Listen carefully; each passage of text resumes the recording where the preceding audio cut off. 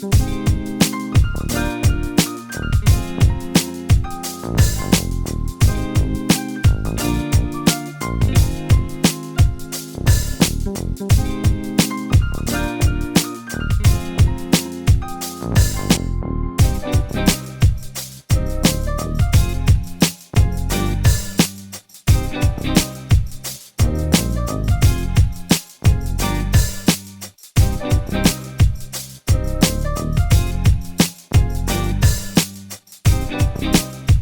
can't do nothing with you.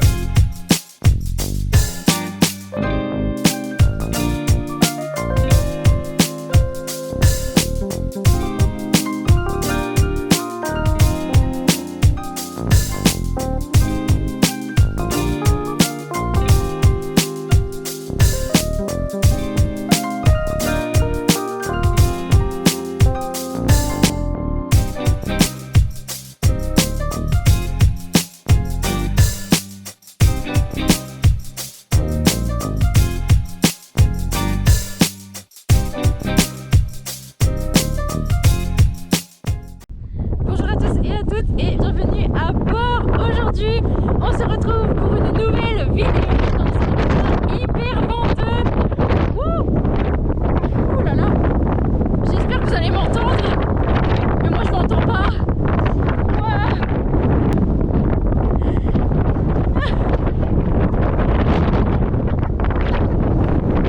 Ah non, je suis morte.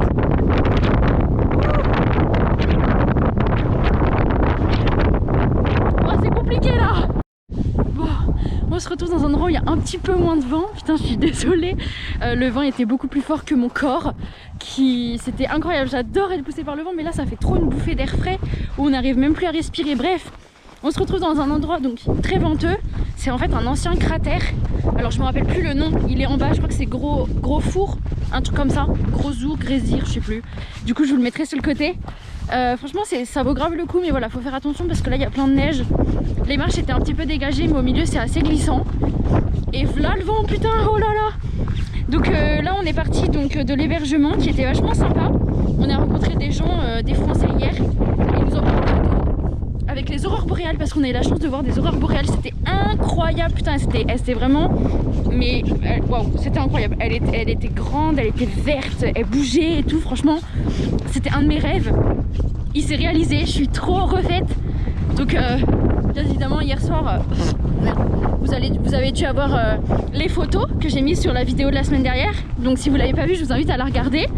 Et là on est sur, oh je bouffe mes cheveux, wesh. On est sur la suite du périple et aujourd'hui du coup on va faire le cercle. Alors je sais plus si c'est le cercle d'argent ou le cercle de diamant. Je crois que c'est le cercle d'argent. C'est à côté du cercle d'or, un petit peu moins connu, mais qui vaut quand même le coup. Je pense qu'il y a des cascades et tout. Vu qu'on est en avance sur le programme, puisqu'on est resté moins longtemps à Mývatn au final. Et on fera la péninsule du coup de Snaefellsnes, un truc comme ça, là où il y a Arnarstapli. On le fera du coup demain, parce que là sinon ça faisait trop de route. Et là en plus on a le lever du soleil. Bon, il est midi, mais le lever du soleil sur la route c'est incroyable. J'ai l'impression d'être sur la lune. Waouh.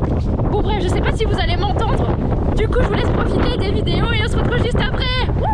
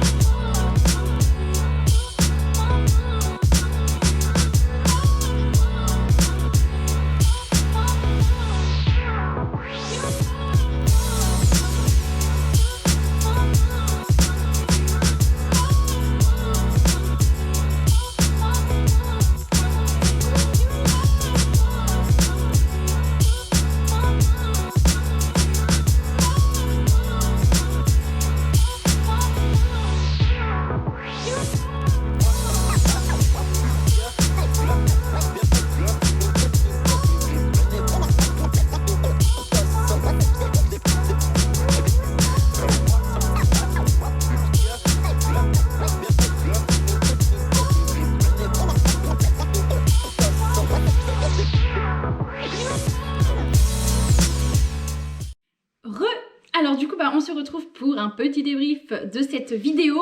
C'était une journée un petit peu spéciale parce qu'en fait on a dû trouver un peu un plan B de ce qu'on allait vraiment faire. Donc on s'est décidé de faire du coup ce fameux cercle d'argent puisque c'était sur notre route et qu'ensuite on allait pouvoir avoir un point de chute vers la ville donc de Borgan qui sera du coup le départ pour la péninsule de Snæfellsnes, un truc comme ça, qui est du coup réputé et qui a l'air vraiment très top, enfin très sympa. Donc du coup, on a commencé du coup par ce petit cratère, hein, le Grabrock, je crois. Et ensuite, on est arrivé du coup sur une station essence, on a fait le plein. Et c'était du coup l'intersection, on va dire, pour aller faire ce cercle d'argent. Donc on est arrivé, on a commencé par une route, alors elle était totalement différente des routes qu'on avait pu prendre au préalable, elle était en gravier, donc c'était si peu agréable de conduire là-dessus parce qu'en fait, on avait l'impression que les graviers, ils rentraient dans la voiture, enfin c'était un boucan pas possible. Donc comme d'habitude, des petites églises, des fermes, paumées, bon, des cascades qui avaient l'air vraiment très sympas, mais encore une fois, bon, c'était pas aussi bien dégagé. Et on arrive, enfin on voit en fait sur Maps qu'il y a une cave de lave qui est à faire et on s'y rend. On a eu une chance mais inouïe. Déjà la route elle était super jolie, on avait l'impression vraiment de s'éloigner du monde. On était au milieu de rien. Donc c'est la cave de lave Vidgemir, un truc comme ça.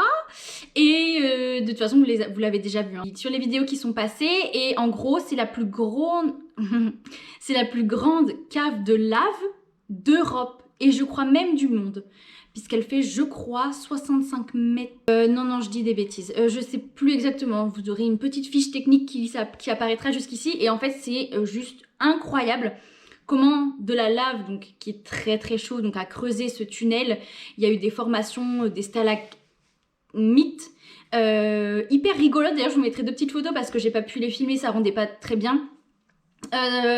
Qui sont, on dirait, de la glace, enfin, et du coup, bref, de la lave hyper chaude qui a créé ce tunnel, et alors que dans un pays où il fait super froid, où maintenant c'est recouvert de neige, ou même à l'intérieur de la cave, bah du coup il fait froid, on peut voir des petites gouttelettes d'eau, on peut même voir du gel, donc c'est assez impressionnant, et donc c'est forcément une visite guidée. On est arrivé à la dernière visite, c'était la visite de 15 h, on est arrivé genre 10 minutes après, ils nous ont attendu, enfin c'était, voilà.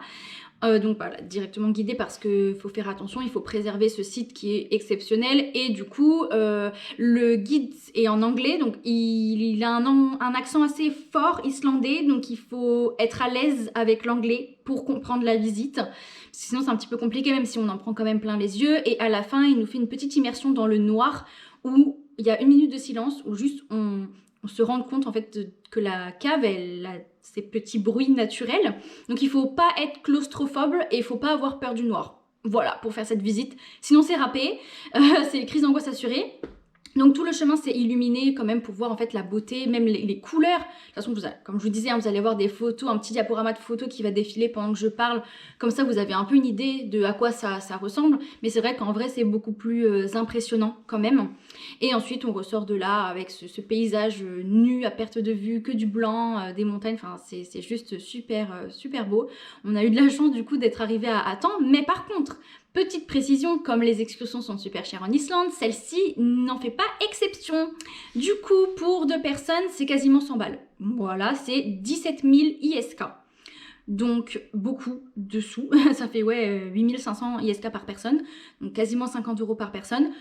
On savait pas du tout que c'était ce prix-là. Donc, on était un peu devant le fait accompli. Donc, voilà, il faut quand même prévoir des sous si ça vous intéresse. De toute façon, bon, la plupart, c'est on va dire ce type de tarif, mais c'est vrai que quand on s'y attend pas, on est en mode ah ok d'accord, bon bah vas-y. Donc vous avez un casque avec du coup une petite lumière pour quand même voir où est-ce que vous marchez dans la cave. Donc en vrai c'était quand même très intéressant, mais voilà, bon, vous avez le petit contexte à côté. Et ensuite du coup on a repris la route, donc toujours aussi magnifique évidemment, et on est allé sur 2 petites cascades dont les noms vont s'afficher là avec les photos également.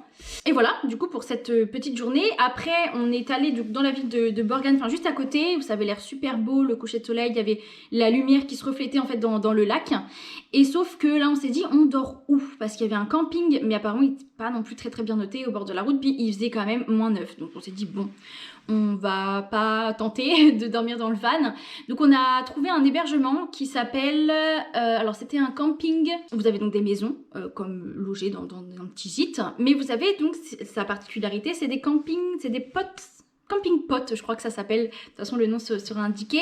Où c'est des petites caravanes, enfin c'est pas des caravanes, c'est des, je sais même pas comment ça s'appelle, des petites cabanes en fait, avec une forme soit arrondie, trop mims, ou alors bah nous comme on avait qui était du coup plutôt de type chalet. La particularité du coup c'est qu'il faut emmener son propre sac de couchage, en fait vous avez juste, en fait vous dormez comme dans un camping sauf que vous êtes juste à l'abri, on avait un chauffage qui était inclus parce qu'il faisait vraiment très froid, et ensuite vous dormez avec vos propres affaires, mais du coup c'était quand même assez sympa.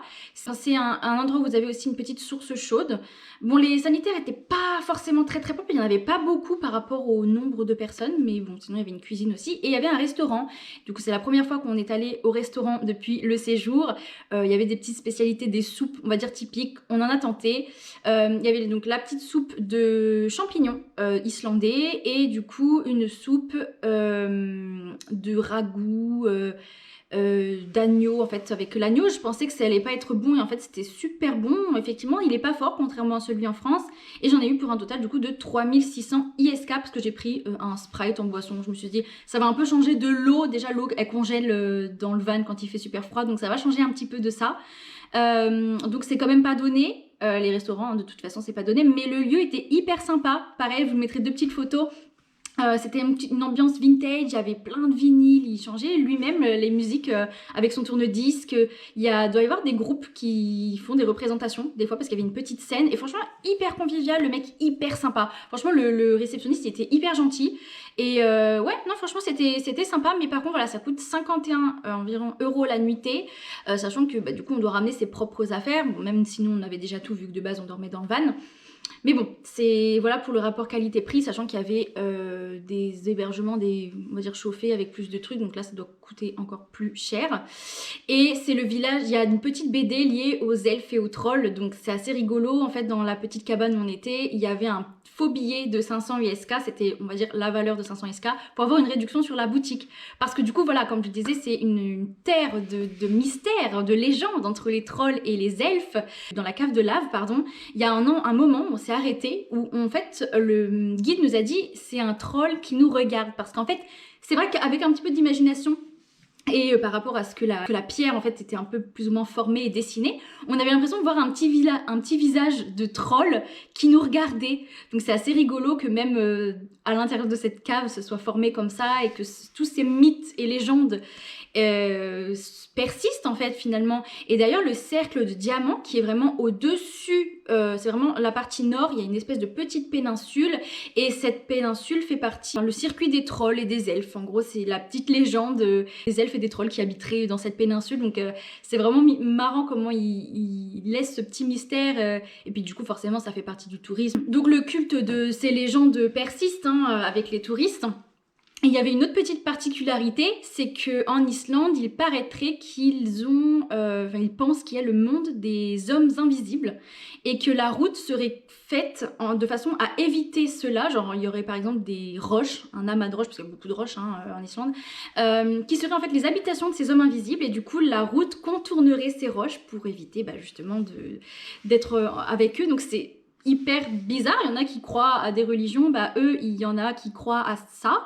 Donc, apparemment voilà, si par exemple une femme tombe enceinte et qu'elle perd son bébé, ça voulait dire que le monde des hommes invisibles récupère ce bébé et du coup grandirait dans ce monde-là. Enfin c'est assez mystique, un petit peu comme toutes les légendes, mais c'est bien de le savoir, c'est assez rigolo de voir qu'il y a vraiment plein de mythes et de légendes autour de ça.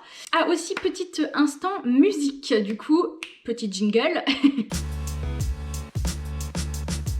Sur la musique islandaise, donc on a écouté la radio, on a essayé d'écouter la radio. C'est vrai que c'est pas ouf, ils parlent beaucoup. Donc on a écouté vraiment de l'islandais à fond. Et c'est assez bizarre parce que en fait l'islandais J'avais peur que ça soit très brut comme l'allemand ou du néerlandais par exemple.